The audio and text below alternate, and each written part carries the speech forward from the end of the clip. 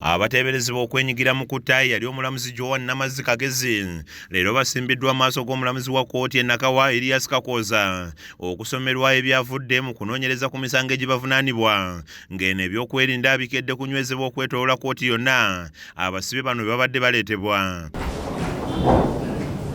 Ku ssaawa 4:30 abavunaanwa okuli Masajjage Joan, Kibuuka Joan, Dan Kiseka kw'ossa ne Nasulu Abdallah batuusiddwa ku kooti nga kooti etegeezezza nti enoonyereza ku misango gino era ne kikakasibwa nti kituufu baagizza. Boasted and revealed to his friends and the close associates that he participated in the murder of Joan Kagezi with the A1, with accused number 1, with accused number 2 and accused number 4.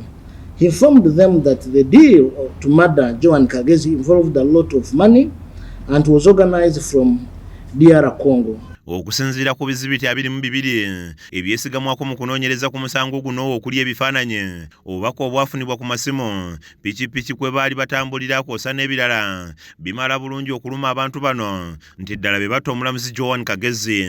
Bino era biraga nti omu ku bavunaanwa Kibuuka Joan eyali ku pikipiki yali evugibwa Masajjage yasindirira Kagezi amasasi mu bulago ng'ennaku z'omwezi 3 omwezi ogwokusatu omwaka ogwa 2015 bwe yali ayimiridde ku ssemaduuka mu bitundu by'ekiwaatule okugula ebibala era nga Kibuuka yaluka olukwe lwonna nga n'emmundu gye baakozesa baagijja mu ggwanga lya Democratic Republic of Congo. During interview, accused number 1 confessed to have participated in the murder of Joan Kagezi together with accused number 2, accused number 3 and accused number 4. He narrated to investigators details of the plot regarding the murder of Joan Kagezi, and the guns used too were brought from DR Congo. Kooti era yazudde nti abavunaanwa buli omu yaweebwa emitwalo gya kuno 50 oluvannyuma lw'okutuukiriza misoni yaabwe ng'ensimbi zino zaakwasibwa Kibuuka era nga bazigabanira Congo nga waliwo ne ze baawa omusawo w'ekinnansi mu bitundu by'e Kayunga asibe omusango guno.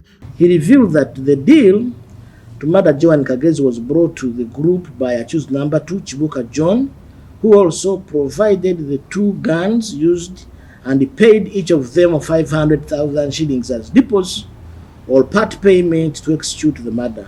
Accused number 3 complained that the deposit of the money he got was spent on witch doctor to tie the case. Okusinziira ku ludda oluwaabe abavunaanwa bonna abana abeenyigira butereevu mu ttemu lino nga ku bujulizi obuleeteddwa omulamuzi kwasinzidde n'asindika abaana bano bonna mu kooti y'ensi yonna eya International War Crimes Division Court batandika okwewozaako. Matiya Sekanjako yakusakidde eggulya lino ku KSTV Agaleero.